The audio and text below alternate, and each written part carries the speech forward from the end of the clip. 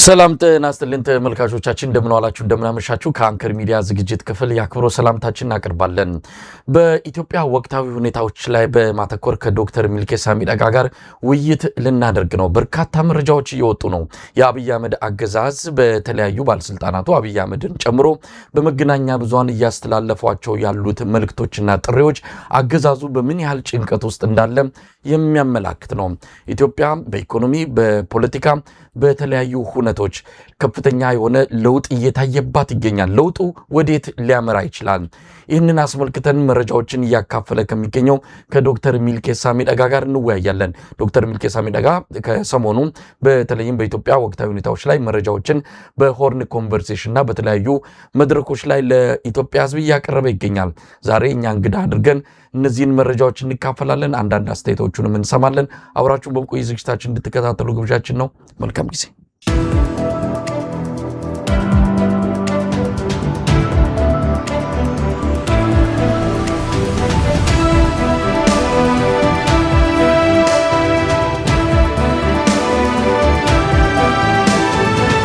ጤና ይስጥልኝ ዶክተር ሚልኬሳ። ሰላም እንደምን አለ መሳይ? እንዴት ከረምክ? እንዴት አለ? አለን በሚገባ አለን። ሰላም ነህ? ሰሞኑን በጣም ስራ በዝቶባል። እውነት ለመናገር ትልቅ አስተዋጽኦ ነው ያበረከትክ የምትገኘው። በየዕለቱ መረጃዎችን እያደረስክ ነው። ብዙ ፋታ የሚነሱ ጉዳዮች የህይወት የራስ የተለያዩ ነገሮች ቢኖሩም ከዛ ጊዜን ቀንሰ መረጃዎች የሚደርሱን የተለያዩ ጉዳዮች ለተመልካቾች በማካፈል ያንተንም ማስተያየትና እይታዎችን እንደዚሁ በማጋራት ሰሞኑን ትንሽ ስራ በዝቶብህ እንዳለ ሰምቻለሁ። ከሀገር ቤት በርካታ መረጃዎችን ይደርሱናል። ዶክተር ሚልኬሳ እያደረገ ያለውን ነገር በደንብ ተጠናክሮና ሁሉንም የህብረተሰብ ክፍል እንዲደርስ እንደው በእናንተም በኩል ጥረት አድርጉ የሚል ጥቆማዎችም እየደረሱ ነው። ለማንኛውም ያንተ ሆርን ኮንቨርሴሽን እያደረገ ያለውን አስተዋጽኦ በዚህ አጋጣሚ ለማድነቅ እንወዳለን። እስቲ እንደው ሰሞኑን ምን እየሆነ ነው ዶክተር ሚልኬሳ? የቱን አንስቼ የቱን እንደምተው አላቅም። አንተ ግን እንደው እየሆነ ካሉት አብይ አህመድ በአሁኑ ሰዓት ምን እያደረገ ነው? በአማራ ክልል ቴሌቪዥን የተናገረው በኦቢኤን ገና ሙሉ አልተላለፈም፣ እየጠበቅን ነው። የባጫ ደበሌ በራሱ ብዙ ነገር ይነግረናል። ግን ጠቅለል አድርገ ኢትዮጵያ ምን እየሆነች ነው? ብልጽግና ምን እየሆነ ነው? አመሰግናለሁ ለሰጠኝ አስተያየት እና ሁሉም የኢትዮጵያ ሕዝብ ለሚሰጡኝ አስተያየቶች በጣም ከልብ አመሰግናለሁ። ይሄ ትልቅ ስራ ሰርተን ሳይሆን ምንችለውን ነገር ለሀገራችን ማበረከት ስላለብን የዜግነት ግዴታም ስለሆነ ያው የሆነ ነገር ይጠቅማል በሚል ነው። የምናውቀውን ኤክስፒሪየንስ ያለነው ነገር ይሄ በጣም ወንጀለኛ ነፍሰ ገዳይ የሆነ ስርዓት ደግሞ በሚገባ ስለምናውቅ እሱ ላይ ዝም ማለት የለብንም። ተጠያቂም ነን ዝም ካልነው። በዛ መሰረት ነው እንግዲህ እነን ሲሪየስሊ የወሰድኩት። ስለዚህ ከዚህ አንፃር በጣም ከልብ አመሰግናለሁ። አንተም በጣም ትልቅ ስራ እየሰራ ነው። ያው ያንተ ስም ፍርድ ቤት ቀርቧል። በተለይ ያንተ ሚዲያ አንከር ሚዲያ ፍርድ ቤት ቀርቧል። እሱንም ትንሽ ማውራት ይቻላል። ብቻ ግን ያው ምንችለውን ነገር አንተ የምትችለውን ነገር እያደረክ ነው። ለዛ ማመስገን አለብኝ።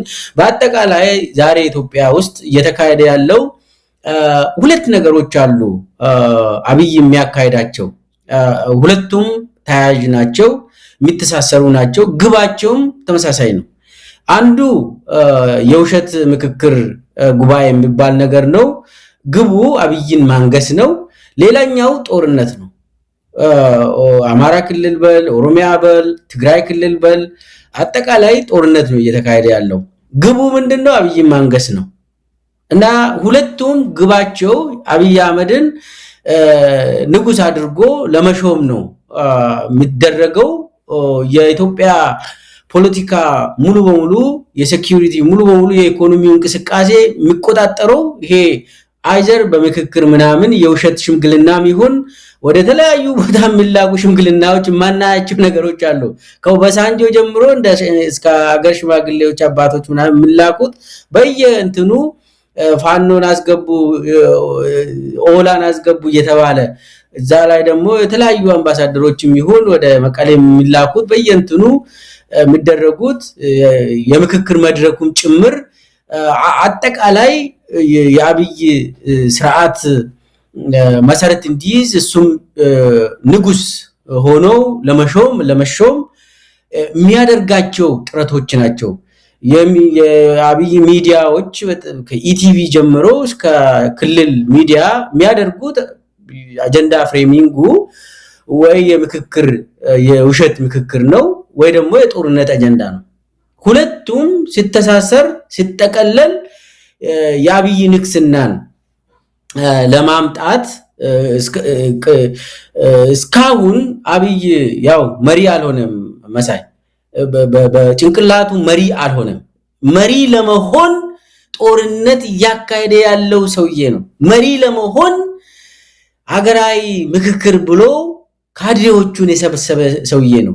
እስካሁን አምኖ ራሱን አሳምነው መድረክ ላይ ወጥቶ እኔ በቃ የኢትዮጵያ መሪ ነኝና ሰላም ይወርዳል ብሎ አላመነም። እስካሁን እያስመሰለ ነው በየጊዜው። ይሄ ደግሞ የጭንቅላት ችግር ነው።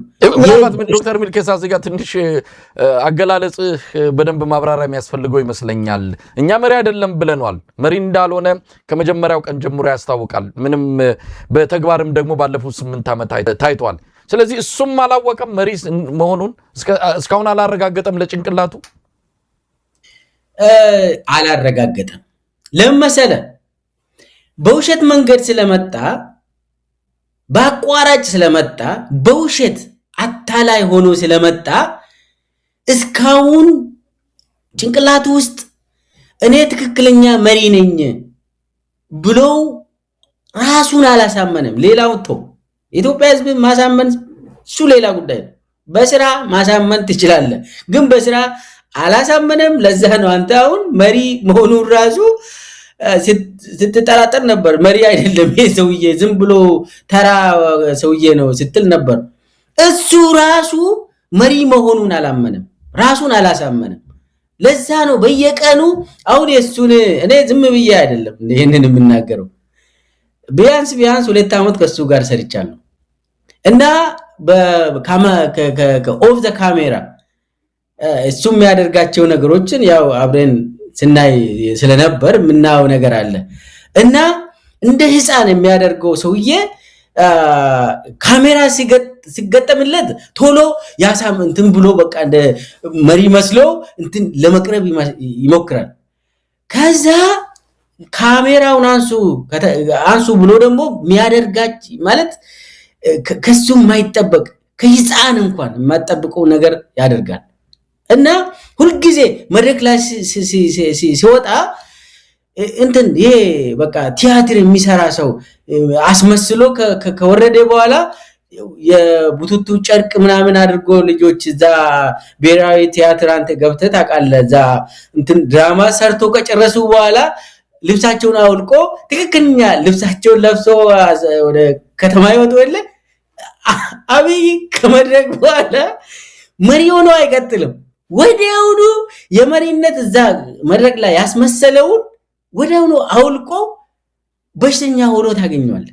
ወዲያውኑ ሌላ እንትን ተላብሶ ይሄ አሁን ቅድም መሪ ላይ ያየነው ሰውዬ አይደለም እንዴት ትላለህ በኋላ እና ያስመስላል።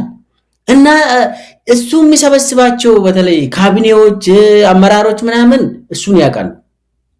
በቃ ይሄ አደባባይ ላይ ስንወጣ እንትኑን መስመር መጠበቅ አለብን፣ ማስመሰል አለብን። እንደዛ አይነት ነው አብይ እስከዛሬ ድረስ መሪ ሆኖ አያውቅም፣ አልሆነም። ገና መሪ ለመሆን እየተዋጋ ያለ ምናልባትም መሪ ሳይሆን የሚባረር ሰው ይመስለኛል። እና አጠቃላይ ኢትዮጵያ ውስጥ እየተካሄደ ያለው የጦር ፕሮፓጋንዳ ጦርነት ነው። ሌላም ምክክሩም የጦር ስልት ነው። እዚህ ላይ መናገር የሚፈልገው ሀገራዊ ምክክር ተብሎ አብይ እያካሄደ ያለው ይሄ መስፍን አርአያ ሬንጀር አልለበሰም እንጂ የጦር መሪ ነው። ጦር እየመራ ነው። የአብይን ጦር ይመራል። አብይ ባስቀመጠለት ግብ ጦሩን እየመራ ነው። ሪፖርት ያደርጋል። ስልቶችን በየቀኑ ይናገራል። ግቡ አብይ ማንገስ እስከሆነ ድረስ ምን ማድረግ እንዳለበት የህዝብ ጭንቅላት ላይ ምን መጫወት እንዳለባቸው በተለይ ደግሞ ፊፍዝ ጀነሬሽን ዋርፌር የሚባል ነገር አለ።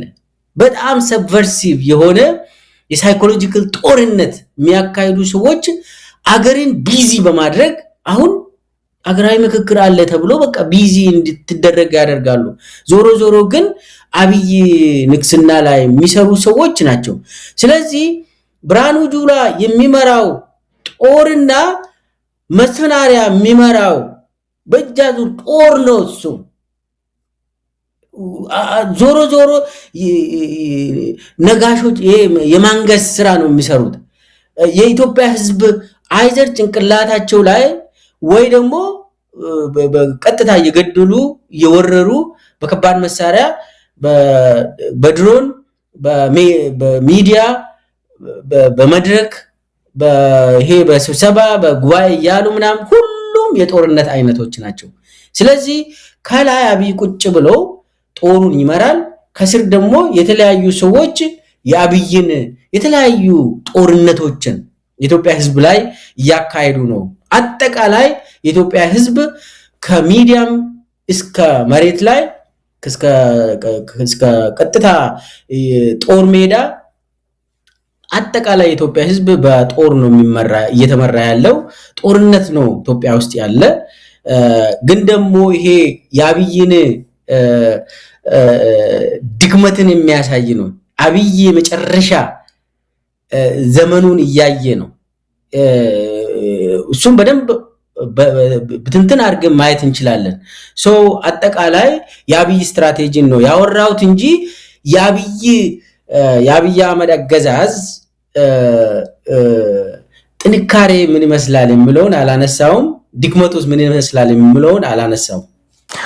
ዶክተር ሚኬሳ ወደዛ እንመጣለን በስፋት። እንደው ሰሞኑን አንተ ለህዝብ ካካፈልካቸው መረጃዎች አንዱ የአብይ አህመድን የጤንነት ሁኔታ የተመለከተ ነው። እውነት ለመናገር ዶክተር መሆን አይጠይቅም። በተለይ ከስነ አእምሮ ጋር ከሰውየው የአእምሮ ጤንነት ጋር በተያያዘ ባለሙያዎች ብዙ ነገር ሊናገሩ ይችላሉ። ነገር ግን ማንኛውም ተራው ማህበረሰብ ክፍል አብይ አህመድን ከሚናገረው ከሚያደርገው ከብዙ ነገሮች ተነስቶ ምን ያህል የአእምሮ ጤንነት ችግር እንዳለበት ይገልጻል። ከዛ ባለፈ ግን ሌላም የጤንነት ችግር እንዳለበት ሰሞኑን መረጃውን አካፍላል። እንደዚሁ ዝም ብለው የሰውነት ሁኔታውን አጠቃላይ ቁመናውን ሁሉን ነገር ተመልክተው ይሄ ሰው ጤነኛ አይደለም ምናልባት የሆነ ችግር አለበት ብለው የሚገልጹ ሰዎችን ማስተያየት አይቻለውና አንተ ደግሞ መረጃዎች አሉ። አብይ አህመድ ጤነኛ ነው ሰሞኑን? እንደው ከአእምሮ ባሻገር ሌላው የጤንነት ሁኔታው ምን ይመስላል? አብይ ባለኝ መረጃ ታሟል፣ በጣም ታሟል። እሱን የሚያገኙ ከፍተኛ አመራሮች አዳነች ጭምር የምታወራ ነገር አለ። አንዳንድ ሚኒስቴሮችም የሚያወሩት ነገር አለ። ሰውን ማግኘት አይፈልግም፣ ካገኘም ይቆጣል፣ በጣም ይነጫነጫል፣ ይሳደባል እና ሰው እሱን እንዲያዩ አይፈልግም። ስለዚህ የሆነ ኦን ሜዲኬሽን ነው ያለ። አብይ መድኃኒት እየወሰደ ነው ባለኝ መረጃ። እንዲያውም ከዚህም በፊት የሱን ሜካፕ የሚሰሩ ልጆች አሉ፣ የሱን ፊት ሜካፕ የሚቀቡለት። በተለይ የሴፉ ፋንታውን ወንድም እሱ ስራ የሚሰራለት ልጅ አለ። አሁን ትንሽ እሱንም እየሰራ ስልጣንም አግኝቷል እና እነሱ የሚያወሩት ነገር አለ። በጣም ሲሪየስሊ እንደታመመ ፊቱ ራሱ ሜካፕ ሁሉ መቀበል እየቻለ አይደለም እያሉ ያወራሉ። ከዚህም በፊት ደግሞ በጣም በሽተኛ ነው። ጭንቅላቱ በስተጀርባ የሆነ እንደ ኢት ነገር ይሁን የሆነ ነገር ነበርበት። ከዛ በየ6 ወር የሚከማች ደም ነበር በጭንቅላቱ በስተጀርባ በኩል እና ኦሮሚያ ላይ በነበረበት ጊዜ ለማ መገርሳ ነው እንዳውም ትልቅ ገንዘብ መድቦለት ታይላንድ በየ6 ወሩ እየሄደ እንዲታከም የሚያደርገው ሲያግዘው የነበረው ለማ ነው እና ከዛ በኋላ የሆነ ጊዜ ኦፕሬሽን እንደተደረገ ሰምቻለሁ እና ኤግዛክትሊ ምንድነው እሷውን እየታመመ ያለው የምለውን አላረጋገጥኩም ግን ደግሞ እኔም ያውቀው የጭንቅላት በሽታ እንዳለው እኔ ያውቃለሁ በጣም የናርሲሲስት ስለሆነ ሁሉንም ነገር ስለሚፈራ በጣም በህልሙም ሊገሉኝ ነው ብሎ የሚጮው ሰው ነው ትናንት ማታ ሊገሉኝ አስቦ ክላሽንና ልጆችን እንትን አቅፌ ነው ያደርኩት ብሎ ያወራል እሱ ራሱ እና በጣም ይፈራል በጣም ስለሚፈራ እስከ የሳይኮሎጂስቶች እንትን ትንታና ምንድነው የምለው ሃሉሲኔሽን የሚባል አለ ሃሉሲኔሽን የሌለውን አለ ብሎ የሚያሳይ ሰው የማይሰማውን አንተ ትሰማለህ ሰው የማያውን አይቴ ትፈራለህ ይው ሊገሉኝ እዛ ጋር ቆመዋል ብለህ ታያለህ ሰው ግን ሌላ ሰው አያይ አንተ ግን የሆነ ድምጽ ሰማለው እኮ ምን ሆናችሁ ነው ይው ኩኩ ያረገ ነው የኔ ሊገቡ ነው ምናምን ብለህ ትጮዋለህ ያ እንደዛ አይነት ችግር ያለባቸው ሳይኮሎጂ የሃሉሲኔሽን ችግር ያለባቸው አብይ እንደዛ አይነት ሰው ነው ቤተመንግስት ውስጥ ሊገሉኝ መጥተዋል ገብቷል እኮ አይቻለሁ ብሎ የሚያወራ ሰውዬ ነው እና ለዛ ብሎ ደግሞ ቤተመንግስቱ ራሱ እንደገና ግቢው 3 አጥር እንዲኖረው አደረገ ይሄ በሽተኝነት ነው በኃይለማርያም ደሳለኝ ጊዜ በመለስ ጊዜም አንድ አጥር ነበር በቃ ያ አጥርም እንዳውም የሆነ በአፄ ኃይለ ሥላሴ ጊዜ የነበረው አጥር ነው ምንም የተለወጠ እንትን አጥር አልነበረም በደርግ ጊዜ አልተለወጠም ምንም አልተለወጠም እና መሪዎች መጥተው ይገባሉ ምንም አይቀይሩትም እንትኑ ራሱ አይታል ኮኔ በመለስ ዜናዊና በኃይለ ማርያም ደሳለኝ ጊዜ የነበረው ግቢ ውስጥ እንትኑ በአፄ ኃይለ ሥላሴ የተሰራ እዛ እንትኑ ራሱ አለ ስማቸው ራሱ እና ያንን አልቀየሩትም ምንም የሚፈሩት ነገር የለም እዛ የሚጠብቀው መከላከያ አለ ግን ይሄኛ ምንድነው ያደረገ ያንን አፈረሰ 3 አጥር ነው ያደረገ ከዛ ወደ ውስጥ ገብተ ደግሞ ቢሮው ራሱ በራሱ አሻራ ብቻ ነው የምትከፍተው በአብያ በአሻራ ብቻ ነው የምትከፈተው የአብይ ቢሮ ይሄኮ ምንድነው እስቲ አስብ የትኛው ቤተመንግስት ነው ዓለም ላይ በገዢው በጠቅላይ ሚኒስትር ወይ ደግሞ በፕሬዝዳንት ብቻ እንትን በጣት አሻራ ብቻ የሚከፈተው ዋይት ሃውስ ነው ዋይት ሃውስ እኮ እዚህ ጽዳት ሰራተኞች ናቸው ከፍተው በደህንነቶች ጋር ሆኖ የሚያጸዱትና ከዛ በኋላ ይዘጋል ፕሬዝዳንቱ ቁልፍ ይዞ ምናምን ኧረ ተው እንደዚህ አይደረግም የት ሀገር ነው በአብይ ቤተመንግስት ብቻ ነው በራሱ ጣት አሻራ ተከፍቶ ይዘጋ ከዛ ውጪ ይሄ ማለት እኮ ጽዳት ሰራተኛውን የራሱን ሰራተኛ የራሱን ደህንነቶችን አያምንም ማለት ነው ይፈራል ማለት ነው ሊገሉኝ ነው ብሎ አሁን አንድ ነገር ልንገር የሱ በሽተኛ መሆኑን አንድ ልጅ ወንድ የሚባል የሪፐብሊካን ጋርድ ውስጥ የነበረ በጣም የሚታወቅ ረዘም ያለ ልጅ አብይ ጠባቂ የነበረው እንደ ቱካንዶ ምናምን የተማረ ነው ከዛ ወስዶ ነው ሪፐብሊካን ጋርድ አድርጎ እሱ ጠባቂው እና ኃላፊ ያደረገው አብይ እና ልጁ በጣም ምስኪን ልጅ ነው ይሄ ልጅ በጣም አብይን ይወዳል እኔ በጣም አውቀዋለሁ እና ይሄ ወንዴ በሱ ስር አብይን የሚጠብቁ ልጆች አሉ የሆነ ቀን በህልሙ አብይ በህልሜ አንተ እየገደልከኝ ነው ልትገለኝ ነው አሜን በህልሜ ያየሁት ልትገለኝ ነው ለምንድን ነው የምትገለኝ ወንዴ ብሎ ወንዴን ጠርቶ አብይ ይሄንን ልጅ ያስፈራራዋል ኧረ ልጁ ደግሞ እኔ እሱን ብሞት ይሻለኛል አለ ያ ልጅ ይሄንን አላሰብኩም ብሎ ምናልባት ዶክተር ሚልኬሳ ይሄ ወንድ የምትለው አሁን የለም በፊት አብይ ወደ ስልጣን ሲመጣ በነበረ ጊዜ በስፋት የሚታየው ጠባቂው የነበረ ነው። ኤግዛክትሊ ራይት። አሁን ጠፍቷል ከሀገር እና ልትገለኝ ነው አለው። ልጁ ደግሞ በፍጹም እንደዛ አላሰብኩም እኔ እንደው ብሞት ይሻለኛል ብሎ እዛ ጋር አለቀሰ።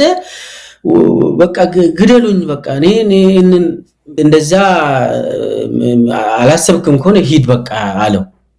ከዛ ልጁ ደንግጦ ወዲያውኑ በቦሌ ኤርፖርት እንትን ብሎ እዛው ጠፋ።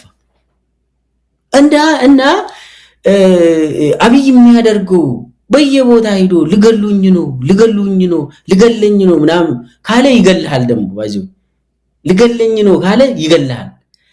እና እንዲህ አይነት ሰው በሽተኛ ነው፣ ሃሉሲኔሽን ውስጥ ያለ ሳይኮፓት ነው። በጣም ጨካኝ ሰው ነው። ደግሞ ጨካኝ ሰው በመሆኑ ቅዠት ውስጥ ስላለ ጭንቅላቱ የተረጋጋ ሰው አይደለም። ጨካኝም ስለሆነ ከዛ በኋላ ደግሞ አንተ ያላሰብከውን አስባል ብሎ አንተን ስለሚገል ይሄውዬ መሪ መሆን አይችልም። ሰው በሽተኛ ነው ከጅምሩም። አሁን ደግሞ የሰማሁት ምንድነው? ይሄ እንግዲህ ባክግራውንድ ነው። የሰማሁት ምንድነው? ጽምዶ ተፈጥሯል ከተባለ ቀን ጀምሮ ሙሉ በቃ በሽተኛ ነው ይሆናል። ስለዚህ እቺ ጽምዶ ተፈጠረች የተባለው አብይን በሽተኛ አደረገች እና እኔ ፎር ሹር የአብይ በሽታ የኢትዮጵያውያን መነጋገር መገናኘት መጀመራቸው ይመስለኛል። ያው ዲቴይሉን ኤግዛክትሊ ባዮሎጂካል እኔ ሜዲካል ሪፖርት ምናምን ነገር የለኝም፣ ግን ሰዎች የሚነግሩኝ አብይ በጣም ሲሪየስሊ እንዳመመው፣ በተለይ ደግሞ ይሄ ከጽምዶ ምናምን ከተጀመረ በኋላ ከዛ ወዲህ የአብይ ቢሄቨር በጣም ተለውጧል።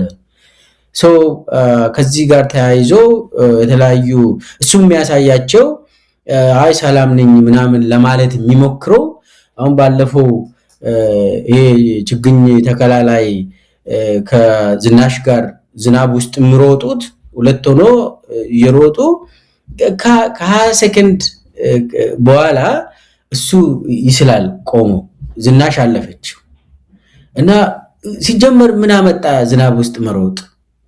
ከዛስ ማለት የአብይን ቢሄቨር እኔ ያውቀዋለሁ። የሆነ ነገር ዲስፕሩቭ እያደረገ ነው። አብይ የሆነ ነገር ሲያደርግ ዲስፕሩቭ ያደርጋል። ማስተላለፍ የሚፈልግ ነገር አለ። አብይ ሁልጊዜ የሆነ ነገር ሲያደርግ እሱ ታርጌት ያደረገ የሆኑ ሰዎች የሚያስቡት ነገር አለ ብሎ ይገምትና እሱን ዲስፕሩቭ ያደርጋል። አብይ እሱን ዲስፕሩቭ ለማድረግ ይሞክራል።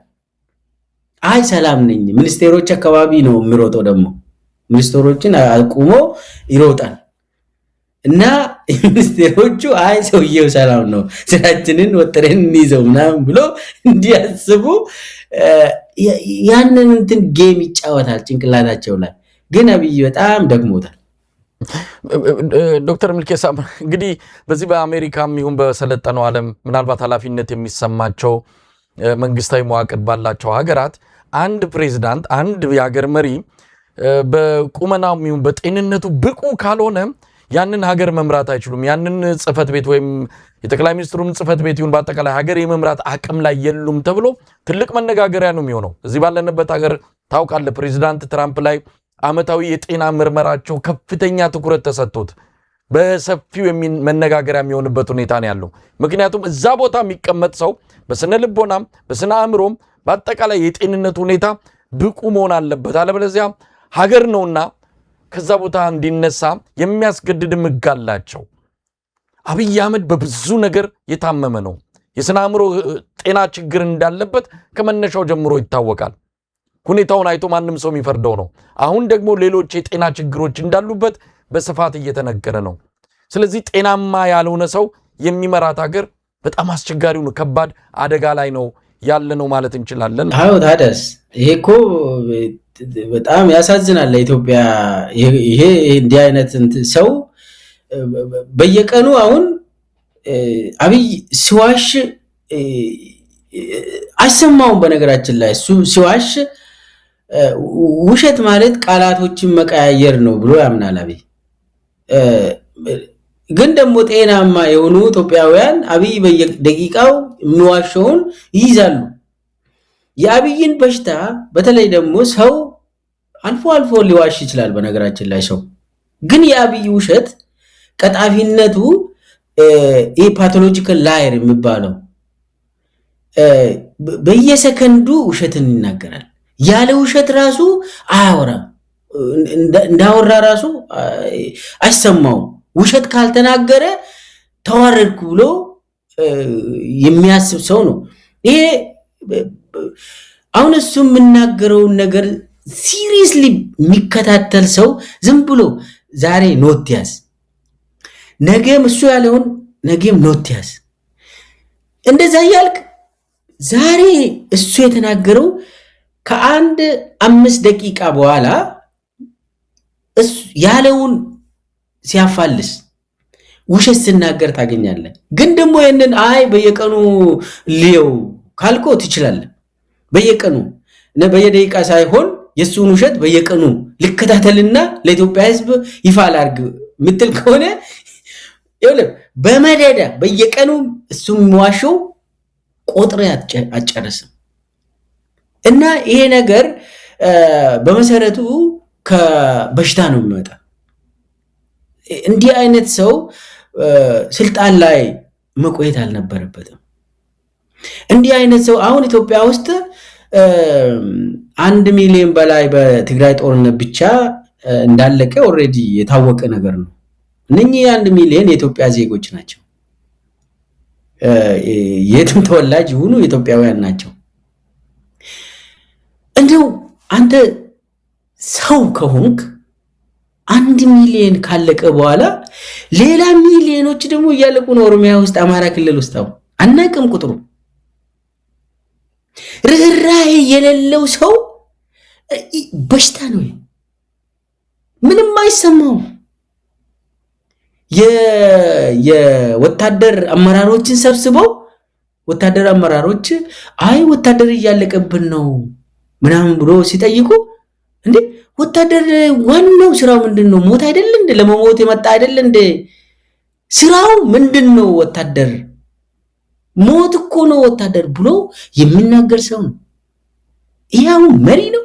አሁን አንተ ቅድም ይሄ ዓለም እንግዲህ የሰለጠኑ ሀገራት አሜሪካን ጭምር አንድ ወታደር ስሞት አይታል አይደለ? ይሄ በአገር ሲቀወጥ አንድ ኢትዮጵያ የአሜሪካ ወታደር ስሞት ሙሉ ድፍን 340 ሚሊዮን አሜሪካውያን ያለቅሳሉ ቁጭ ብለው ከነ ፕሬዝዳንቱ። አንድ ሰው እንዴት ሞተ ብሎ ሞተብን ብሎ አንድ ወታደር ይሄ ስልጣኔ ነው የሚያሳየው። ኢትዮጵያ ግን 1 ሚሊዮን ይሁን 2 ሚሊዮን ይሁን ዜጋ 3 ሚሊዮን ይሁን አብይ ደንታው አይደለም። ደሞ ቢያልቅ ምን እየተደሰተ ማለቅ አለበት የኢትዮጵያ ሕዝብ ይላል እኮ አብይ። ለኔ ስሞት እየተደሰተ እየዘፈነ ለኔ መሞት አለበት የኢትዮጵያ ሕዝብ ይላል አብይ። ለራሱ ወታደር እንኳን እና እኮ የኢትዮጵያ ወታደሮች ዜጎች ናቸው። ለምንድን ነው የሚሞቱት? ለምንድን ነው የሚገሉት? አብይ በሽተኛ ስለሆነ ምንም አይሰማውም። ኢትዮጵያ ሕዝብ እኮ ብዛቱ ቁጥሩ 50 ሚሊዮን መብለጥ የለበትም ብሎ የሚሰራ ሰው ነው አብይ።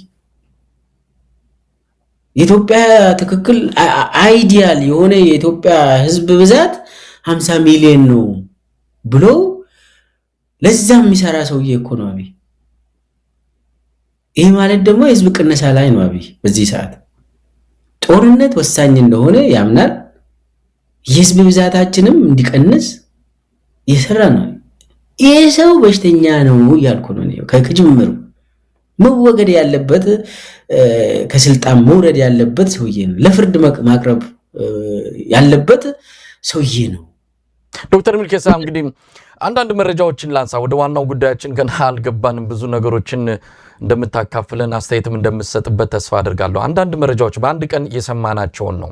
በጉራጌ ዞን አበሸጌ ሰሞኑን እልቂት ነው የሰማነው። በጣም በርካታ ሰዎች ተገለዋል። በተለይ ማንነትን መሰረት ያደረገ ግድያ ነው። ዘግናኝ ግድያ ነው። በፎቶግራፍ በቪዲዮ ወጥቶ እያየን ነው። እሱን ለማሳየት የምንችል አይደለንም። በጣም ስሜትን የሚጎዳ እልቂት ነው እየተፈጸመ ያለው። ማን ፈጸመው? ማንም የሚፈጽመው ነገር ግን መሀል ከአዲስ አበባ በብዙ ኪሎ ሜትር ርቀት በሌለው ሁኔታ ነው መሀል ኢትዮጵያ ላይ የሚፈጸም በመሆኑ ይሄ ያገዛዙ በአንድም ይሁን በሌላ ተጠያቂ የሚሆንበት ክስተት ነው። ሌላው አብይ አህመድ ሽምግልና ወደ ህወሓቶች ልኳል። ባለፈው ማንታ አንስታል። አሁን ደግሞ በነ ግርማ ብሩ የሚመራ አንድ ቡድን ህወሓቶችንና ብልጽግናዎችን ለማስታረቅ ሰፊ ዘመቻ ከፍተዋል። ምናልባት አብይ አህመድ ወደ ሽምግልና ያመራው ማዘናጊያ ወይስ አቅም አጥሮት? በተለያየ መልኩ የሚገለጹ ነገሮች አሉ። ባለፈው ቅዳሜ በወልቃይት አቅጣጫ የተጀመረው ውጊያ ወዲያውኑ ነው የቆመው። ውጊያው ከባድ ነበረ። እንደምንሰማው ከሆነ ብዙ ጉዳት በአገዛዙ ሰራዊት ላይ ደርሷል። ስለዚህ ሞክሮታል።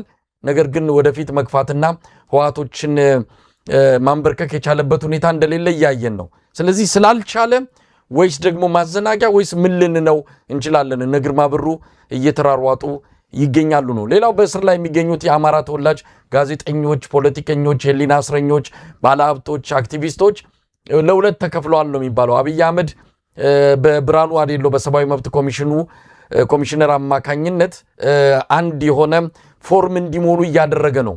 ፎርሙ በአማራ ክልል ለደረሰው እነሱ እስር ቤትም እያሉ ለተፈጸሙት ሰብአዊና ቁሳዊ ጉዳቶች ራሳቸው ኃላፊነቱን ወስደው ተጠያቂ ራሳቸውን አድርገው መንግስትና ህዝብን ይቅርታ ጠይቀው እንዲወጡ የሚያደርግ ፎርም ሙሉ እየተባሉ ነው። የፈረሙ አሉ። አሁን በስም ዝርዝር እነከሌ ብሎ መጥቀሱ አስፈላጊ አይደለም። ግን በእስር ላይ ያሉ ዋጋ የከፈሉ ሰዎች ሳይቀሩ ምንድነው ፎርሙን እንደሞሉ እየሰማን ነው። ግን አብይ አህመድ እያለ ያለው ፍጠኑ፣ አሁን ይሄ ጦርነት ከተጀመረ የሚያስታውሳችሁም ስለማይኖር ቶሎ ብላችሁ ፈርሙና ይቅርታ ጠይቃችሁ ውጡ ነው። ይቅርታ ጠይቆ ሲወጡ በመያዣነት ነው። ዳግም በዛ ጉዳይ ላይ ብሳተፍ፣ ዳግም አንድ ነገር ባደርግ ተመልሶ ወደ እስር ቤት ለመግባት ይህንን ቃል ገብተው ነው ከእስር የሚወጡት ተብሏል። ለማንኛውም እንዲህ አይነት ነገር እንዳለ እየሰማን ነው። ብዙ ነገሮች አሉ። እነዚህን ክስተቶች አይተን አብይ አህመድ ምን እያደረገ ነው? የጦርነቱን፣ የቀውሱን፣ በየቦታው የሚታየውን አጠቃላይ ማህበራዊ ቀውሶቹን ለጊዜው እንተውና እነዚህን በማየት አገዛዙ ምን እያደረገ ነው? ምን እየተፈጸመ ነው ኢትዮጵያ ላይ ማለት እንችላለን? ይሄኛው የሁለት ጥያቄ ነው ያነሳው። ቤዚክሊ የመጀመሪያው የትግራይ ጉዳይ ነው። አብይ ሽምግልናን ሊሞክር ነው። የግርማ ብሩ ምናምን የሚባል ሰዎችን እያደራጀ እንደዚህ አይነት አብይ ሊያደርግ ይችላል፣ ያደርጋል ደግሞ። ግርማ ብሩ የሱ ተላላኪ ብዙ ትልልቅ አምባሳደሮችን ይልካል። የተለያዩ የአውሮፓ ዩኒየን ሰዎችም ሊልክ ይችላል። ብዙ ሲሪየስ የሆኑ ዓለም አቀፍ አመራሮችን ወደ መቀሌ መላክ ይችላል አብይ። ለምን አንተም ቅድም ትንሽ እንደገለጽከው በዚህ ሰዓት አብይ አቅም የለውም። ስለዚህ የማዘናጊያ የጦር ስልቶችን ይጠቀማል አብይ። ሽምግልና ለአብይ እርቅንና ሰላምን ለማምጣት ሳይሆን እንደ ጦር ስልት ነው የሚጠቀመው አብይ። አሁን አልተዘጋጀውም፣ ትንሽ ቆይልኝ እስከሚዘጋጅ የሚል ስትራቴጂ ነው። ስለዚህ ጦር የሽምግልና ስልክ ደግሞ በእጃዙር ፕሮፓጋንዳውን ይቀጥልበታል። ህዝብ ላይ የህዝብ ጭንቅላት ላይ በተለይ የትግራይ ህዝብ ላይ የጦር ስልቶችን እየቀያየረ ከከበባው እስከ ሳይኮሎጂካል ዋርፌር የሳይኮሎጂካል ኦፕሬሽን ያካሂዳል ህዝብ ላይ አብይ። በአንድ በኩል ደግሞ ሽምግልና ይልካል። ከኦባሳንጆ እስከ ግርማ ሊልክ ይችላል። ሁለቱም ደግሞ ተመሳሳይ ናቸው፣ የአብይ ካድሬዎች ናቸው። ዞሮ ዞሮ አብይ የሚጠቀመው የሽምግልና የጦር ኢንስትሩመንት ነው፣ የጦር መሳሪያ ነው እሱ። አብይ የሚጠቀመው ሽምግልና ይሁን ምን ይሁን ፕሪቶሪያ ይሁን ኤቭሪቲንግ አብይ የሚጠቀመው እንደ ጦር መሳሪያ ነው የሚጠቀመው። እና የትግራይን በተመለከተ አብይ ይወላል በዚህ ሰዓት አብይ ምንድነው የሚጠቀመው? ይሄ ጥምረት የሚባል ጉዳይ መጥቷል። የአብይ ስትራቴጂ በዚህ ሰዓት የጦር ስትራቴጂ ጥምረቱን ማፍረስ ነው ከቻለ። ይሄ የትግራይ ኃይል፣ የአማራ ኃይል፣ የኦሮሞ ኃይል፣ የተለያዩ ኢትዮጵያውያን ኃይሎች ተጣምረው ወደ 4 ኪሎ ይመጡብኛል የሚል በጣም ስጋት ስላለበት ምንድነው የሚያደርገው? ከፋፍሎ መምታት ይፈልጋል። ስለዚህ ከፋፍሎ መምታት የሚፈልገው ምንድነው የሚያደርገው? ይሄ አንዱ ስትራቴጂ ሽምግልና ነው። በሽምግልና በየጊዜው እንትን እያደረክ የጦር ስልት ነው። ይሄም ያዳከምክ ህዝቡ ደግሞ አይ ጦርነት አንፈልግም እንዳውም የትግራይ አገዛዞች ናቸው ለጦር እንትን የሚያደርጉት በቃ ሰለቸን ምናምን እንዲሉ ማለት ኦሬዲ እኮ በጦርነት እየተመቱ ያሉት የትግራይ ህዝብ ነው። በረሃብ እየተቀጡ ያሉት መድኃኒት ያጡ ተከቦ እህል እንዳያገኙ ነዳጅ እንዳያገኙ ወደ አዲስ አበባ አትንቀሳቀሱም እየተባሉ ከአማራ ወንድሞቻችሁ ጋር መገናኘት የለባችሁም ተብሎ የሚከለከሉ የትግራይ ህዝብ ነው። ይሄንን እያደረገ ከላይ ደግሞ በድሮን እየደበደበ ይሄንን እያደረገ በዚህኛው በኩል ደግሞ ሽምግልና ብሎ በየጊዜው ይልካል። ምንም አዲስ ነገር አይመጣም። ግን ደግሞ ዋናው at the end of the day ጦርነት ነው። የማይቀር ጦርነት ትግራይ ላይ ይታወጃል፣ አይቀርም። እሱ አብይ የትግራይ ህዝብን ካላንበረከከ አይቆም። ይሄ የታወቀ ነው። ግን የጊዜ ጉዳይ ነው። ያንን ደግሞ እንዴት ነው የምናደርገው የሚለውን ታክቲኮችን በየንትኑ ሲፈልግ ምናልባት ፕሪቶሪያ ነምበር 2 ምናምን ብሎ ሊጀምር ይችላል። ይሄ ከግርማ ብሩ ሌባ አካባቢ የሚቀር ሳይሆን ከፍ ብሎ who knows ዋሽንግተን ምናምን ራሱ ምናምን ሊሉ ይችላል። አብይ እንትን ብሎ በዛ መሰረት የትግራይ ህዝብን አዘናግቶ እንዲንበረከኩ ለማድረግ ይሞክራል። አጠቃላይ ይሄ ነገር ለፋኖም እየተሰራ ነው። እኔ ባለኝ መረጃ ፋኖች ጋም ሽምግልና እየተላከ በየእንትኑ ደግሞ እነሱን ደግሞ ከፋፍለው ነው አፕሮች የሚያደርጉት።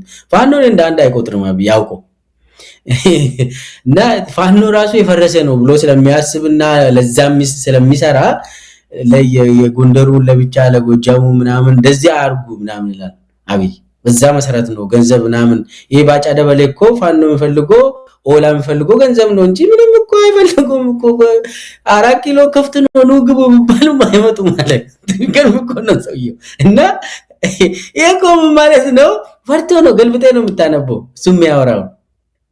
እነኚህ ኃይሎች ተጠናከሩብን ብሎ ነው እያወራ ያለው። ለፕሮፓጋንዳ ሲባል አሳንሰው የሉም እንኩ ሰዱ ቢባልም አይቀበሉም የሚለው ሰውዬ ሊቀበሉ ነው። ደረሰ እኮ ጊዜው ጉዳችን ነው ያለ ነው አብይ ባጫ ደበለ በዛ በኩል። እና ራሱ አይደለ እንደ ከተወሰነ ወራት በፊት አይደለ ይሄ ጸረ ሽምቅ ውጊያ ብሎ መጽሐፍ ጽፎ ለብራኑ ጁላ ለመከላከያ አስረክቤያለሁ ያለ ጸረ ሽምቅ ውጊያ ምናምን ብሎ ዋናው ጸረ ሽምቅ ውጊያ ሲናካሄድ አማጺ ኃይልን ለማዳከም ለማጥፋት አንደኛ እነሱ የሚበሉበት ቤቶችን ማቃጠል ይላል። እሱ ሪኮመንድ የሚያደርገው የገጠር ቤቶችን ማቃጠል ይላል።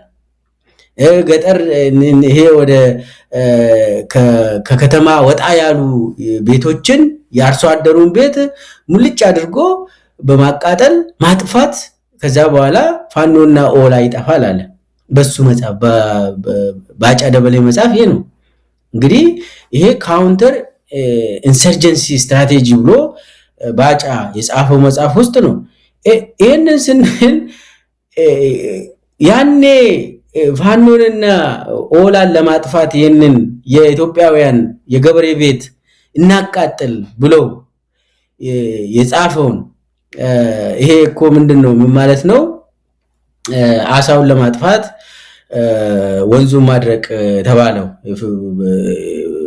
እንትን ይሄ ፍቃዱ ተሰማ ፍቃዱ ጥዌ ጨፌ ኦሮሚያ ላይ የተናገረው ማለት ነው። አሳውን ለማጥፋት ወንዙን እናድርቃለን። ብርሃኑ ጁላም እኮ ምንድነው ያለ? የአማራ ህዝብ ከፋኖ ጋር ዝም ብሎ የሚበላ ከሆነ አብሮ ይቃጠላል አለ ብሏል። አብራችሁ የምትሄዱ ከሆነ አንድ ላይ ነው የምናቃጥላችሁ የምናጠፋችኋል። እና ስትራቴጂው ይሄ ነው ብሎ ባጫ የጻፈው አሁን ደግሞ እናጠፋለን ብሎ የጻፈውን ትቶ የሉም እኮ አሁን እኮ በቃ ምንም እኮ ዘመኔ ነው ማሮ ነው ምናምን የሉም እኮ አይመጡም እኮ በቃ 4 ኪሎ ውሰዱ ከተባሉ አይቀበሉም ምናምን አለ። ይሄ ምንድነው? ተስፋ ቆርጦ ለፕሮፓጋንዳ የሚሉት ነገር ነው። ዞሮ ዞሮ ግን በእጃዙር ደግሞ ምንድነው የሚሉት? ከጌታቸው ጉዲና ጀምሮ ምትሉትን አባሉና ምትሄዱት ቦታ ሂዱ፣ የኦሮሞ ነጻነት ሰራዊትን ያዙ፣ በቃ የሚፈልጉት ምንድነው? ይሄንን አጣሩና እንደው ከየጥምር ውስጥ እንዳይገቡ ምናምን ተብሎ አቅጣጫ ተሰጥቶ በሽምግልና በተለያየ በገንዘብ ምናምን ምን በቃ ብልጽግና እኮ በገንዘብ የሚያስብ ሰው እንትን ነው ስርዓት ነው። እንገዛለን ይላሉ፣ ሁሉንም ነገር እንገዛለን በገንዘብ ይላሉ። እና አጠቃላይ ይሄ ሽምግልና ስትራቴጂ የጦር ስልት ነው እና ለትግራይም ለአማራውም ለኦሮሞውም የሚጠቅም እየተጠቀመ ያለበት የጦር ስልት በመሆኑ ሁሉም ሰው ያቃል የሚል ነው። ሌላው አንተ ያነሳው ይሄ እስረኞችን በተመለከተ አብይ እየተከተለ ያለው አብይ በዚህ ሰዓት ምንድነው ያደረገ ያለው? ያው በየአመቱ መስከረም ላይ ለተወሰኑ እስረኞች ይቅርታ ይደረግላቸዋል። ኢትዮጵያ ውስጥ ምናቆም ማለት በየአመቱ ጠቅላይ ሚኒስቴሩ ይቅርታ ያደረጉላቸው ወይ ደግሞ ፕሬዝዳንቱ ይቅርታ ያደረጉላቸው ምናምን ይባልና ዜና ይሰራል። ድሮ ያውኑ ለየት የሚያደርገው ምንድነው? የተለያየ ግብ ያለ ዝግጅቶች አሉ ኢትዮጵያ ውስጥ። አሁን ይሄ ምክክር የሚባለው መስፈናሪያ የሚመራው የጦር ስልት አለ እና ያ ደግሞ እስከ መስከረም ድረስ የንክስናው ዶክመንት ይዘጋጃል ተብሏል።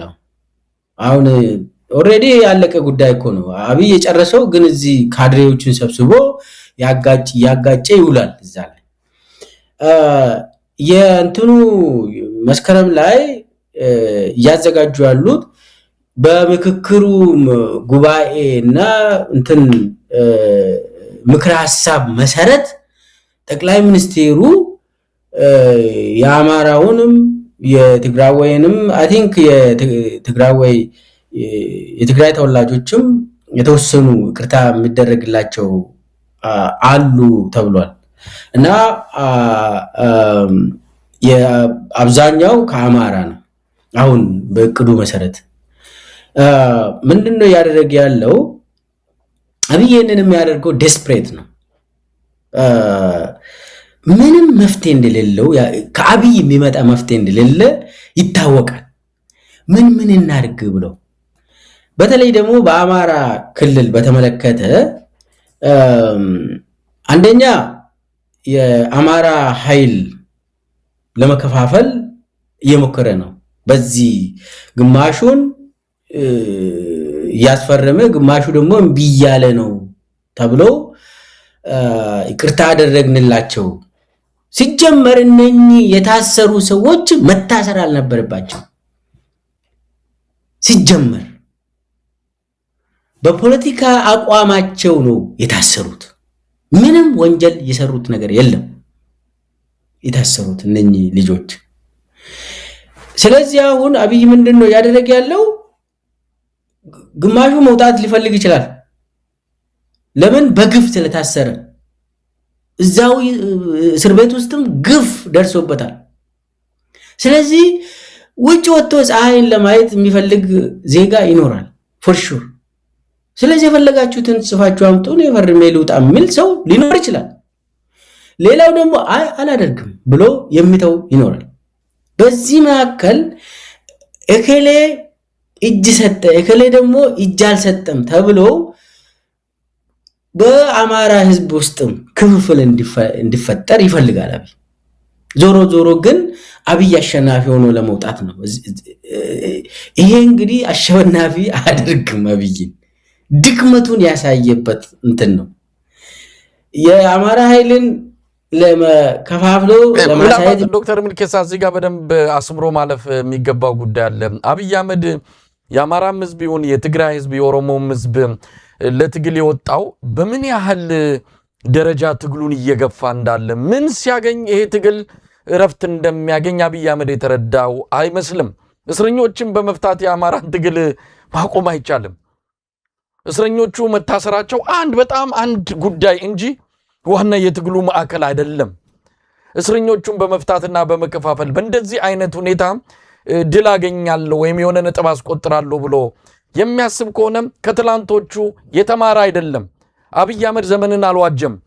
ዘመንን ሳይዋጅ በትላንቱ ምናልባትም የትላንቶቹ በተወሰነ ደረጃ በብልጠትም በቴክኒክም ይበልጡታል። አብይ አህመድ ግን በጣም ኋላ ቀር የሆነ እውነት ለመናገር እጅግ በሚያሳፍር ሁኔታ የተለመዱ ዘዴዎችን የተለመዱ ውሳኔዎችን እየወሰነ አሸናፊ ሆኖ ለመውጣት ይፈልጋል። ምናልባት ይሄም የተስፋ መቁረጥ ነው ብለን ልንወስድ እንችላለን። ዋናው ነገር ግን የአማራ ህዝብ ትግል፣ የኦሮሞ ህዝብ ትግል፣ የሁሉም የኢትዮጵያ ህዝብ ትግል እስረኞችን በመፍታትና እንደዚህ አይነት ጥገናዊ ለውጦችን በማምጣት የሚቆም እንዳልሆነ አለመረዳቱ በራሱ አስገራሚ ነገር ነው። ልክ ነህ።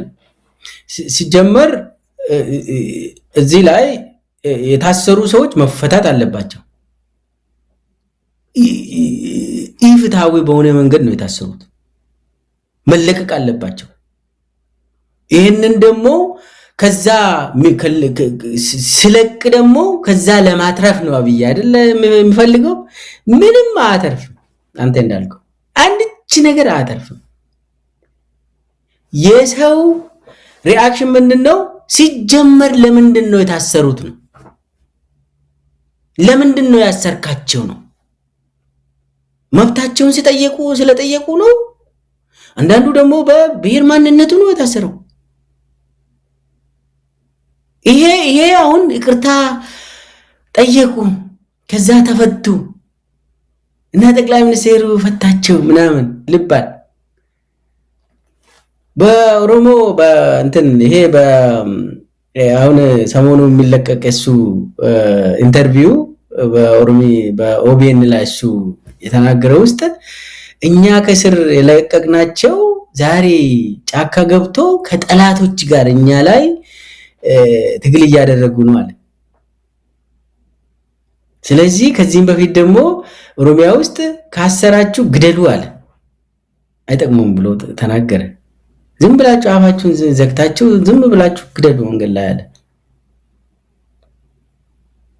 ይሄ በዚህ የሚያምን ሰውዬ ዜጎችን በመረሸን የሚያምን ሰውዬ እስር ቤቱ ደግሞ በእጃዙር በሌላ መልክ ደግሞ በሰፊው እያሰሩ ነው። አሁን አዲስ አበባ ውስጥ፣ አማራ ክልል ውስጥ፣ ኦሮሚያ ክልል ውስጥ በየእንትኑ በገፍ ነው ሰው እየታሰረ ያለው። እንትናቸው ደግሞ ክሳቸው ደግሞ ተመሳሳይ ነው። ጽምዶ ሆናችሁ ነው የሚባለው። ያሁን ዘመቻው አዲስ አበባ ላይ በተለይ ሰሞኑ በየክፍለ ከተማ የጽምዶ ማጽዳት ዘመቻ ተብሎ ግብረ ኃይል ተቋቁሞ እያሰሩ ነው። እነሱ ሲፈታሉ አይፈታም አብይ። እነኛ አሁን የሚወጡም ደግሞ ከወጡ በኋላ ወይ ልረሽን ነው ወይ ደግሞ ምንድነው የሚያደርገው? እነኚህ ቅርታ ጠይቆ ስለወጡ ፋኖ ገደላቸው ይላል ደግሞ ወይ ደግሞ ገሎ ወይ ደግሞ መልሶም ሊያስራቸው ይችላል። በአብይ ዘመን ነፃ አትወጣም። ስለዚህ ከእስር ቤት ሊወጣ ይችላል ሰው፣ ግን ደግሞ ሊገል ይችላል። እኔ አብይን እስከማውቀው ድረስ አብይ በማሰር የሚደሰት ሰው አይደለም። በመግደል ብቻ ነው የሚደሰተው አብይ። የአብይን ቢሄቨር በደንብ አውቃለሁ። ነፃ ወጣ ብሎ ደረቱን ነፍቶ የሚሄድ ሰው ካለ ይገላል አብይ። ሰውን ካልገደለ ማለት እንትን አይረጋጋም አብይ። ስለዚህ ከአብይ የሚመጣ ነፃ የወጣ ሰውም በነፍስ የተረፈ ሰው ካለ ንገሩ አስታውሱኝ እስቲ።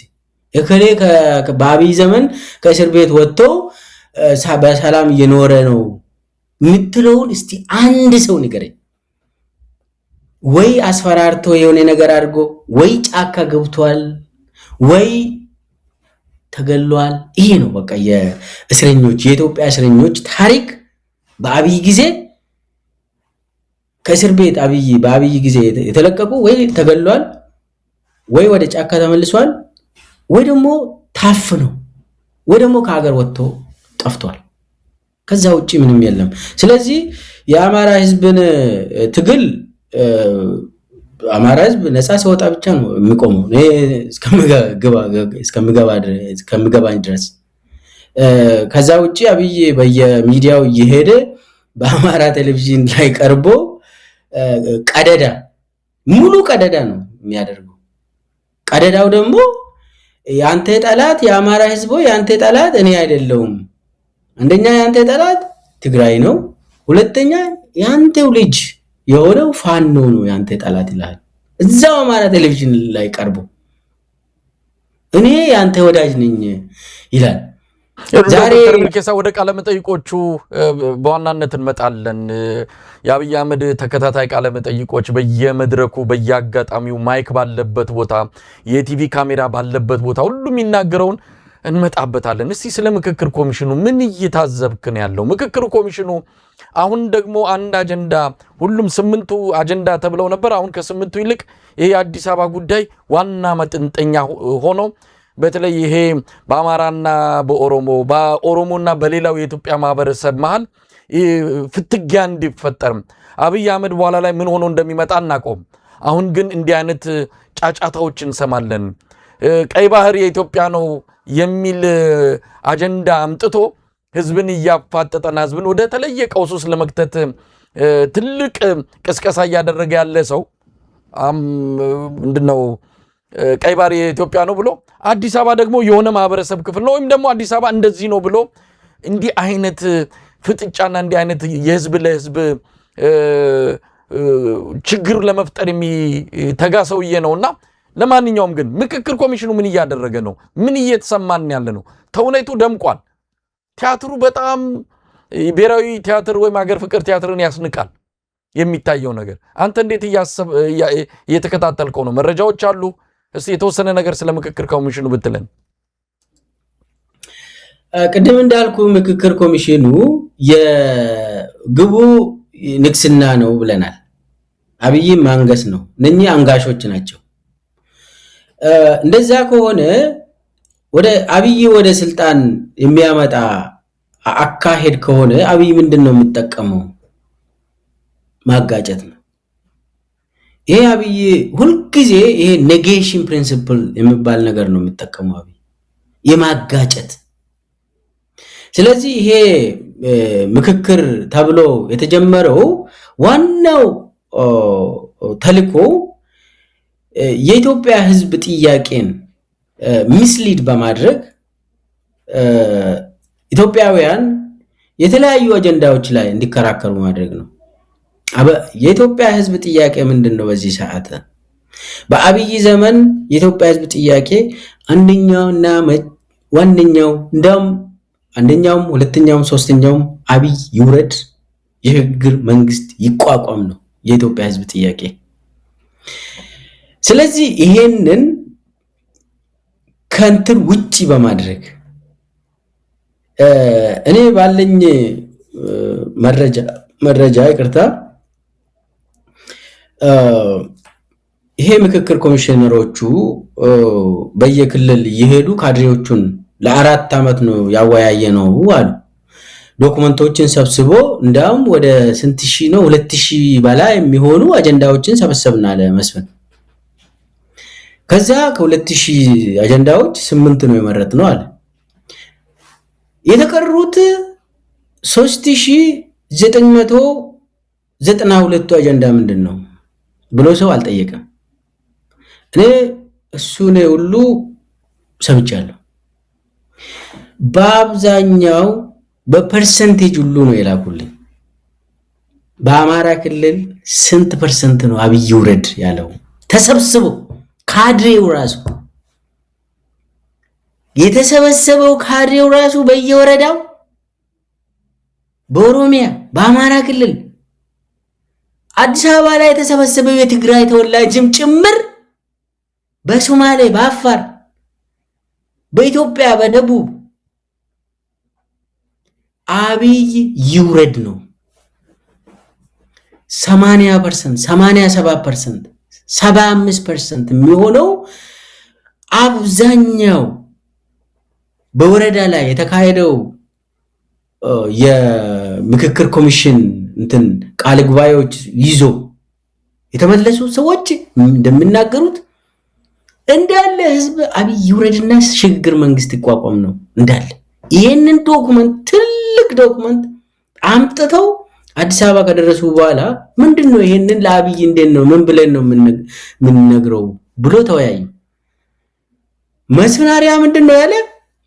ችግርን ለመፍታት ነው እንጂ ሌላ አዲስ ችግርን ለመፍጠር አይደለም፣ ቀይሩት ይሄንን አጀንዳ ምናምን አለ።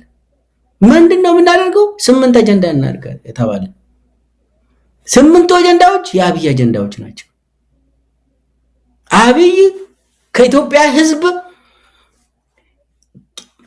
አሁን እነሱም ብሉት ከኢትዮጵያውያን የሰበሰብነው አጀንዳ 8 አጀንዳ አሉ።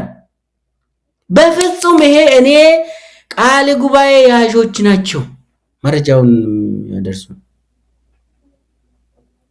አጀንዳውን ለወጡት። ግን ደግሞ ይሄንን ዶክመንት ሙሉ ዶክመንቱን ለአብይ ሰጥቷል። አብይ አንብቦታል። ማን አብይ ይውረድ አለ? የትኛው ክልል ነው በአብዛኛው አብይ ይውረድ ያለው ብለው ለይቷል። አብይ ቂም በቀል ይዟል። አብይ ለዛ ደግሞ የሚገርም ነው። የትግራይ ተወላጆች ተብሎ ጌታቸው ረዳ የሰበሰባቸው አዲስ አበባ ላይ 100% አብይ ይውረድ ነው ያለው። ይሄ ነው የምክክር አጀንዳችን አሉት። አማራ ክልል 87% ጥያቄዎቹ አብይ ይውረድ ነው። አብይ ይውረድ፣ የሽግግር መንግስት ይቋቋም ነው። ኦሮሚያ 75% ጥያቄዎቹ አብይ ይውረድ፣ ሰላም ይምጣልን፣ ሽግግር መንግስት ይቋቋም ነው። ደቡብ ክልል አካባቢው ኦልሞስት ተመሳሳይ ነው። 68 70 ምናምን። በሶማሌ ክልልና አፋር ክልል ምንድነው የተደረገው? በክልል ደረጃ አጀንዳውን ቀይራቸው አምጡ ተባለ። አንቀበልም ተባለ። ዘገይቶ ስለመጣ ቀየሩት። እንዴት ነው የምንቀይረው ብለው ጠየቁ። በቃ እንትን አድርጉ፣ በቃ ፌደራል መቀመጫ ፌደራሊዝም የሀገር ምናምን የሆነ አብይ የሚፈልጋቸውን ወደዛ አድርጉና አምጡ ተባለ። ያው እዛ ጋር ጅጅጋ ላይ ቁጭ ብሎ የቃሙ ለውጦ ህዝብ የጠየቀውን ትቶ ገልብጦ ሌላ ያመጡበት እንትን ነው። ይሄንን እኔ ከዛው ከቃል ጉባኤ ያዦች ነው የሰማሁት። ይሄንን ትቶ አብይ ህዝብን ከፋፍሎ ለማጋጨት የሚፈልገውን ለዛም የሚመቸውን አጀንዳዎችን ሰብስቦ የራሱን ካድሬዎች ሰብስቦ ተጋጩ ብሎ ደግሞ እሱን ለሚዲያ ይናገራል። ሚዲያ ላይ ታገኛለህ። ስለዚህ ዋናው የመስፍናሪያ ስራ ያው የአብይ አገራዊ ምክክር የሚባለው ስራ ህዝብን ማጋጨት ነው። ዋና አጀንዳ ዳይቨርሽን ነው። የኢትዮጵያውያን አጀንዳ ምንድነው? ከታች እንደው ከካድሬዎችም ጭምር የሰማነው ነገር አብይ ይውረድ ነው። በቃ ምንም በቃ ይሄ ቁልጭ ያለ የህዝብ ጥያቄ ነው። በአብዛኛው ማጆሪቲ ኦፍ ኢትዮጵያንስ በዚህ ሰዓት አብይ ይውረድ ሽግግር መንግስት ይቋቋም ነው። ካድሬዎችም ጭምር ጥያቄ ነው። ለምን አብይ ካልሄደ ሰላም እንደማይመጣ ያውቃሉ። ከኛ የበለጠ ያውቃሉ። የኢትዮጵያ ህዝብ እኮ ካድሬም ጭምር ያውቃሉ። አብይ የችግሩ መንስኤ መሆኑን ያውቃሉ። የኢትዮጵያ ችግር የፌደራል መቀመጫ አይደለም። የኢትዮጵያ ችግር መዋቅር ችግርም አይደለም። ፌደራሊዝም አርክ ከፈለክ ዩኒተሪም በል ከፈለክ ጂኦግራፊክ ምናምን በል የፈለገው ነገር ብታደርግ አብይ አህመድ በመከላከያ ሰራዊት ነው የሚቀጠቅጥ የሚገዛ። ምንም አዲስ ነገር አይመጣልህም። ትገደላለህ። ዛሬም እየሞትክ ነው። ነገም የሆነ ነገር አሃዳዊ ቢባል ግድያ አይቆምም። ዋናው የአብይ አሰራር በመከላከያ ነው የሚቀጠቅጥ። የአብይ አገዛዝ ወታደራዊ አገዛዝ ነው። የአብይ አገዛዝ ወታደራዊ አገዛዝ ሆኖ ሳለ ከፈለክ አዳዊ ስርዓት ነው ብትል ፌደራሊዝም ነው ብትል የፈለገ ኮንፌዴሬሽን ነው በቃ ከዚህ በኋላ ብትል ምን ዋጋ አለ? ምን ሚኒንግ አለው እንዴ? ምንም የለው። አብይ አህመድ ከሆነ በሰራዊት ቀጥቅጦ እየገደለ ነው የሚገዛ። እንደዛ ነው እያደረገ ያለ። ምን አዲስ ነገር ይመጣል? ለኦሮሞ ህዝብ ሰላም ነው የሚመጣ? ለትግራይ ሰላም ይመጣል? ለአማራ ህዝብ፣ ለቤንሻንጉል ጉሙዝ፣ ለጋምቤላ የለም። ሰራዊት እየገደለ ይገዛል። በስም ደግሞ ከፈለ ኮንፌዴሬሽን ነው በቃ ቢባልም የለም። ውሸት ነው። አጀንዳ ዳይቨርሽን ነው። የማይሆን ነገር ላይ ጊዜያችን አናጥፋ። በአብይ የሚመጣ የመንግስት ስርዓት ምንም ነገር አይለውጥ። ግድያን አያቆም፣ እስራትን አያቆም፣ ዝርፊያን አያቆም፣ ጦርነትን አያቆም። ስለዚህ አብይ ምንድነው ያደረገ ያለው? አጀንዳ ዳይቨርሽን ነው። ሰው በፌደራሊዝም በአዲስ አበባ አምጣም እንደዚህ የኔ ነው ያንቺ ነው ምን አለ በዚህ ሰዓት? አንተ ለመቃብር የምትሆን መሬት እንኳን የለህም። የኢትዮጵያ ህዝብ የኔ ነው ያንቺ ነው ምናምን የምትለው ነገር የለም። በአብይ ዘመን የምታርሰው እርሻ ያንተ ነው። ኦሮሚያ ውስጥ፣ አማራ ክልል፣ ጎጃም ይሁን ጎንደር ውስጥ ገበሬው የራሱን ማሳ አርሶ እህል እንትን ማድረግ ይችላል። ዛሬ አይችልም እኮ። በቆሎ አታመርቱም ተባለ እኮ ኦሮሚያና አማራ ክልል ውስጥ። ለምን? በቆሎ ካደገ የፋኖና የኦላ ጫካ ይሆናል ተባለ። ከዛ ገበሬው ተከለከለ።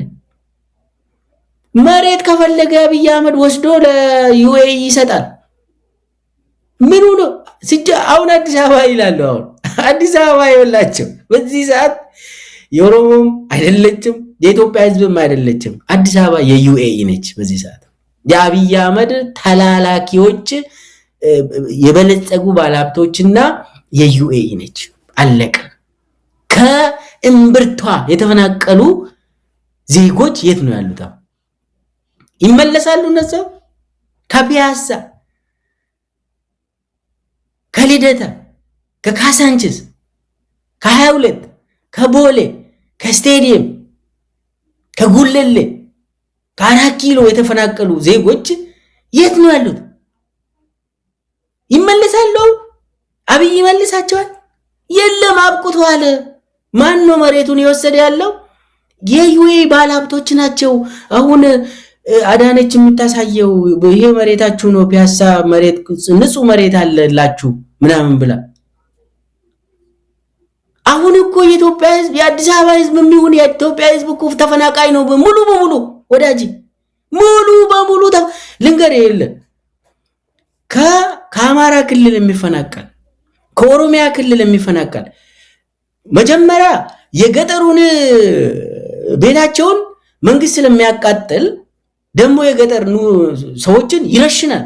ከፋኖ ጋር ግንኙነት አላችሁ ከኦላ ጋር ግንኙነት አላችሁ ብሎ ይረሽናል አብይ ስለዚህ ምንድነው የሆነ ያለው ከገጠር ወደ ትንሽ ከተማ ይፈልሳል ሰው ተፈናቅሎ ከትንሽ ከተማ ደግሞ ትንሽ ገንዘብ ያለው ሰው ወደ ትልልቅ ከተሞች ይፈልሳል ትልልቅ እንግዲህ ትልልቅ ምንለው እንግዲህ የዞን ከተሞች ይፈልሳል ገንዘብ ያለው ከዞን ከተማ ደግሞ ትንሽ ገንዘብ ካለው ወደ አዲስ አበባ ጥግ አዲስ አበባ ዙሪያ ይፈልሳል ሰው ከአዲስ አበባ እምብርት የሚፈናቀሉና ከኢትዮጵያ ዳር ከሁሉ አቅጣጫ የሚፈናቀሉ የት ነው የሚደርሱ የሚገናኙት አዲስ አበባ ዙሪያ ኮዬ ፈጬ ምናምን ግርግር ነው ከዛ ኮዬ ፈጬና ከአዲስ አበባ እንትን አካባቢ አዳዲስ ኮንዶሚኒየሞች ምናምን ተፈጠረ ገበያም የለም እዛ ጋር የገጠሩና የከተማው ይገናኛል በሁለቱም አቅጣጫ የተፈናቀለ ዜጋ ይገናኛል ይሄ ነው የኢትዮጵያ ኑሮ እዚህ ላይ ነው መነጋገር ያለብን መፈናቀሉ ከገጠርም ይሁን ከአዲስ አበባ ለምንድን ነው የሚፈናቀለው ዜጋ የከሌ እኔ ነው ምናምን ተዛጋ ፒያሳ ያንቺ ነው ብላ የለም አዲስ አበባ ይወይ ነው በቃ አለቀ እና የተወሰኑ የአብይ ባለሀብቶች ከዛ ውጪ ዜጋ ኦሮሞ ይሁን አማራ ትግሬ ይሁን ወላይታ ምንም መብት የለውም አዲስ አበባ ላይ ይሁን ኢትዮጵያ ውስጥ ዶክተር ሚልኬሳ እንደው የምክክር ኮሚሽኑ ለምንድነው ሀገሪቱ በጣም ጭንቀት ላይ ነው ያለችው በግራ በቀኝ ጦርነት በግራ በቀኝ ኑሮ ውድነት ግብሩ ህዝቡ እኮ መሮታል የህዝቡ መሰረታዊ ችግሮች ላይ እንኳን ለመወያየት የተቀመጡ አጀንዳዎች አሁን ትኩረት የላቸውም አሁን ሁሉም ሰው ዛ ምክክሩ አካባቢ የሚታየው ግርግር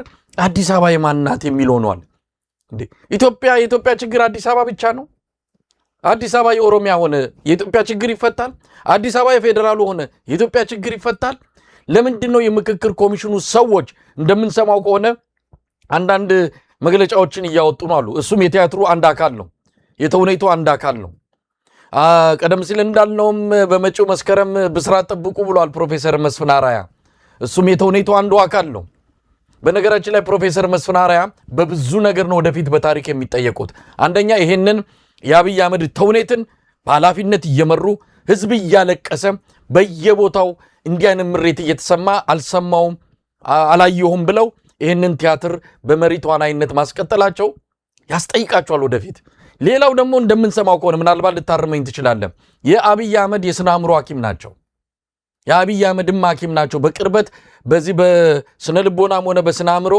ክትትል ከሚያደርጉ የህክምና ሰዎች አንዱ እሳቸው እንደሆኑ ነው ምንሰማው አብይ አህመድ በዚህ አይነት የጤንነት ችግር ውስጥ እያለ ኃላፊነት አለባቸው ከዚህ አሜሪካ ፕሬዝዳንቱ ታሞ ያንን ህክምና በሌላ መልኩ የገለጸ ወይም ያልተናገረ ያንን ህክምና ክትትል ያላደረገ ህክምና ባለሙያ ይጠየቅበታል እኚህ ሰው ሊጠየቁ ይችላል ይሄ ጤናማ ያልሆነ ሰው በዚህ አይነት የጤንነት ችግር ሆኖ ሀገር እንዲመራ እሳቸው መልካም ፍቃዳቸው አለበት ማለት ነው በብዙ ነገር ሊጠየቁ ይችላሉ ወደ ዋናው ጉዳይ ልምጣና ከዚህ ሁሉ ግርግር በኋላ ምን ልናይ ነው ታዲያ አሁን እንግዲህ አንድ ወር ሊሆነው ነው ከአንድ ወር በኋላ ሁሉ ነገር ያበቃል ከዛስ ምንድነው የምንሰማው አብይ የሚፈልገው ነው እሱ አጀንዳውን ያሳዘው እሱ ነው ኮሚሽነሮቹን የመረጠ እሱ ነው ውሳኔውም የሱ ነው የተሰበሰቡ ካድሬዎችም የሱ ነው የሚጋጩም የሱ ነው ሙሉ በሙሉ ዋናው ውሳኔውም የሱ ነው የሚሆነው አዲስ ነገር አይመጣም ማለት ነው አብይ የሚፈልገው ነገር ነው ለዩኤ የሚመች ነገር ነው የሚሆነው ከዛ ውጪ ይሁን አዲስ አበባ ጉዳይ እኔ የገባኝ መቼ መሰለ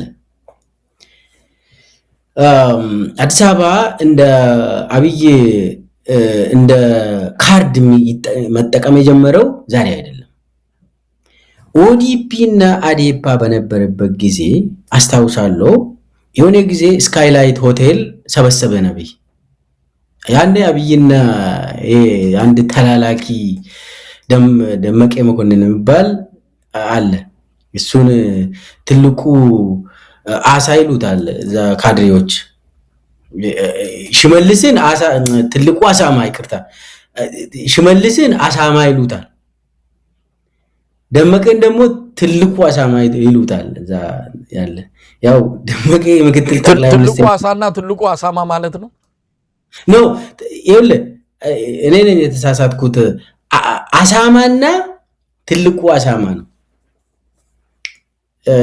ሽሜን አሳማ ይሉታል ደመቀን ደግሞ ትልቁ አሳማ ይሉታል በኮድ ሲያወሩ ካድሬዎች ከዛ ያኔ አስታውሳለሁ እና ትልቁ አሳማና አብይ ነው የሚሰበስቡን ያኔ ስካይላይት ሆቴል ሰብስቦን ኦዲፒ ማዕከላዊ ኮሚቴና የአዴፓ ማዕከላዊ ኮሚቴ እንድንዋጋ ያደረጉ ቁጭ ብሎ እኛ ተዘጋጅታችሁ ግቡ ተባለ ከባህር ዳር የተጠራው የአዴፓ ማዕከላዊ ኮሚቴ እነሱም ተዘጋጅቶ እንዲመጣ ያደረጉ ከዛ ስካይላይት ላይ በቃ ዱላ ቀረሽ በተለይ አዲስ አበባ ጉዳይ ላይ እንጂ በቃ ጭንቅላታችን ዞርብን በቃ እንዴ ስንት ሀገር ነው ያለን ስንት ፓርቲ ውስጥ ነን ብለን ደሞ የሚመሩን ሰዎች አብይ ነው ሙሉ ይሄንን የሚመራ ደሞ ተዋጋን እኮ እዛ ላይ ውጊያው ከባድ ነበር ስካይላይት ሆቴል ላይ ያ የአዴፓ ማዕከላዊ ኮሚቴ አባላትም ያስታውሳሉ ይሄን የኦዲፒዎችም ያስታውሳሉ ግን ሙሉ በሙሉ ስካይላይት ላይ ገጠም ነው እና በኋላ ከዛ ወተን ምንድነው ያደረግነው ዛሬ ምናምን ግጥሚያው ምንድነው መጨረሻ ላይ መፍትሄ የለም ግን ተዋጋን ብለን ስንጣየቅ አናቅም ከዛም እኛም አጀንዳ ተሰጥቶን ነው የመጣ ነው ማን ነው የሰጣችሁ ያው ከላይ ነው የመጣ ምናምን ይላሉ ኪት እንደመጣ አይታወቅም አሉ ከዛ ስናጣራ አብይ ራሱ ነው ያጣላል አጀንዳ አድርጎ አገሪን መማራ አስታራቂ ሐሳብ አምጥቶ እንደው አዴፓና ኦዲፒ አብሮ ይሰራል ሁለቱ ክልሎች እኮ በቃ እንደው የሆነ ነገር ቆንጆ ክልሎች ናቸው አብሮ መስራት ይችላሉ እኮ በቃ ምንድነው ምናምን ተብሎ እንደው ሰላም ይፈልጋል አይደል አንድ መሪ በሰላም ካድሬዎቹ በሰላም አብሮ እንዲሰሩ ይሰራል ብለ ትገምታለህ አይደል አይደለም እንድንጨራረስ እዛው አደረጉ እንድንጣላ አደረጉ አጀንዳውን እዚህ ላይ ተዋጉ ተባለ ተዋጋን እኔ ያኔ ነው ይገባል አብይ አማራ ካድሬዎችንና ኦሮሞ ካድሬዎችን ሰብስቦ አዲስ አበባ ላይ እንድትዋጉ ፈልጋለሁ ብሎ ሜዳውን አዘጋጅቶ ኳሱን ሰጥቶ ቁጭ ብሎ ይመለከታል ምን አይነት መሪ እንደሆነ ሰው እንዳይግባባ ነው ይፈልገው አጀንዳው ህዝቡ ካድሬው ከተስማማ የልማት ጥያቄ ሊጠይቅ ይችላል የሰላም ጥያቄ ሊጠይቅ ይችላል ድሮ እኮ ካድሬው ከተስማማ ምንድነው የሚባለው መሰለ ለምንድነው ጦርነቱን በሰላም መፍታት ያልቻልነው ለምንድነው በየቀኑ ጦርነት ዜና የሚሆነው ብሎ ይገመግምና የአመራር ችግር አለብን ይላል ካድሬው የአመራር ችግር ደግሞ ከላይ ጀምራል ይላል ይሄ በያድግ ጊዜ የተለመደ ግምገማ ነው የሆነ ችግሮቹ መጥቶ የት ላይ ነው የሚያርፈው አመራሩ ላይ ነው የኢኮኖሚ ችግርም የአመራር ችግር ነው የሚሆነው ዞሮ የሰላም ችግርማ ሙሉ የአመራር ችግር ነው ስለዚህ የአማራ ካድሬና የኦሮሞ ካድሬ ከተሰበሰበ በኋላ እንደው ሰላም መምጣት አለበት እንዴት ነው እንደዛ ይሆን ነው ብሎ መገምገሙ አይቀርም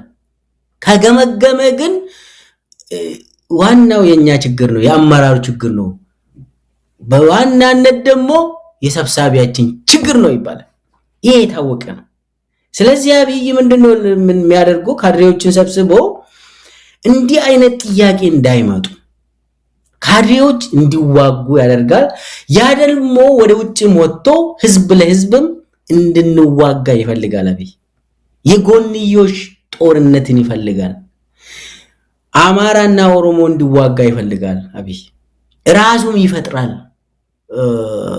ምክንያቱም